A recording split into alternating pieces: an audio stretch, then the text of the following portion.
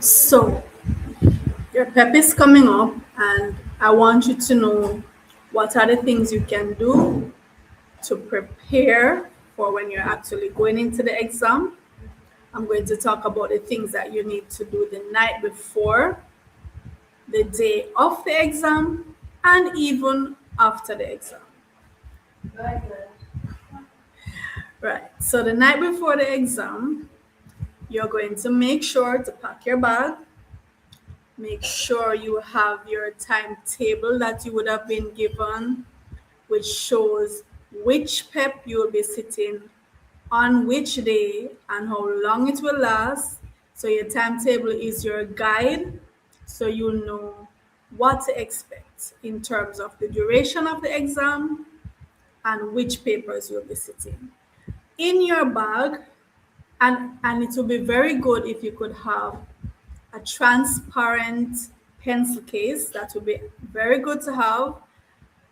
You're not going to need to take your bag into the exam. So normally you'll be leaving your bag at another location.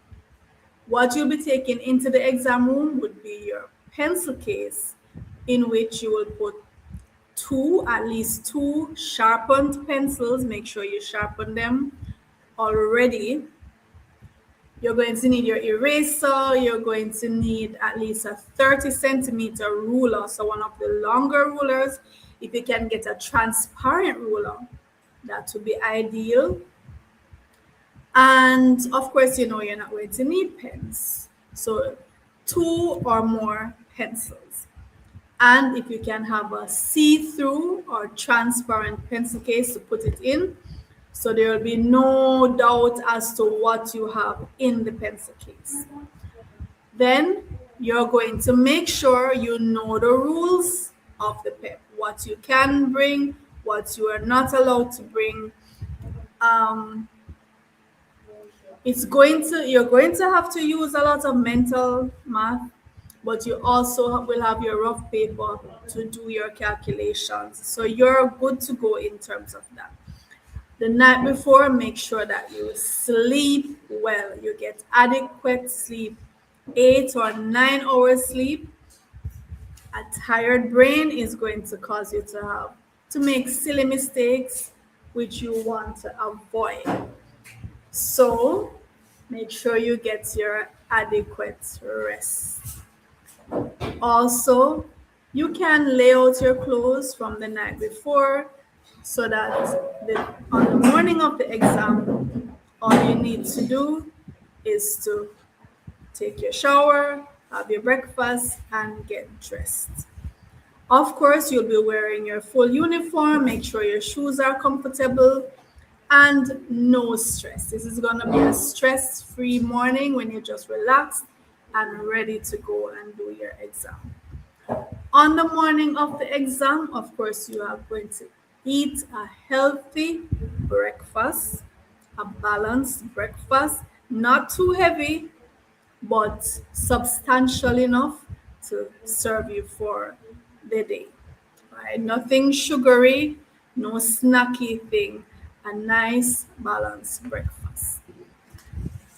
Also, it's very important that you arrive on time for the exam. So if the exam is scheduled to start at 9, you're not going to be running through the gates at 9 o'clock. There are going to be administrative duties that need to be taken care of, roll call, explanations, and so on. So ideally, you should be seated at 8:30. You should be in your seats in the exam room at 8:30, so that the invigilator can do the roll call and tell you anything that you need to be told. So you arrive early. If you're rushing, it will cause you to panic. So be there early. Use the bathroom first before you go into the exam room, because you don't want to be wasting time during the exam to be going to the bathroom. So make sure before the exam, before you go into the exam room, you go and use the bathroom. Now, during the exam, make sure you read instructions carefully. Look at examples if they are given on the test paper. Don't start until the invigilator gives you the go ahead to start. So as soon as you get a paper, don't just flip it over and start working. You actually have to wait until the examiner, the invigilator says, you may begin. All right. And then you turn over your paper. You read each question twice at least. Underline your keywords like total, difference, each, lowest terms, not. Those are important words that can make a big difference. So underline those words. Answer what is asked, only what is asked. You don't need any unnecessary information that will not get you extra points. You're going to show all of your working out, even for the multiple choice questions. You have the opportunity to show your working out to say how you would come by it, right? Draw whatever tables you think will be necessary to help you in the problems, and tables, charts, any diagram that will help you. Remember your units, very, very important. If you're asked for area and you leave out your square units, the answer is wrong. If you're asked for perimeter and you put a square unit, the answer is wrong. So 7 is not the same as 7 centimeters.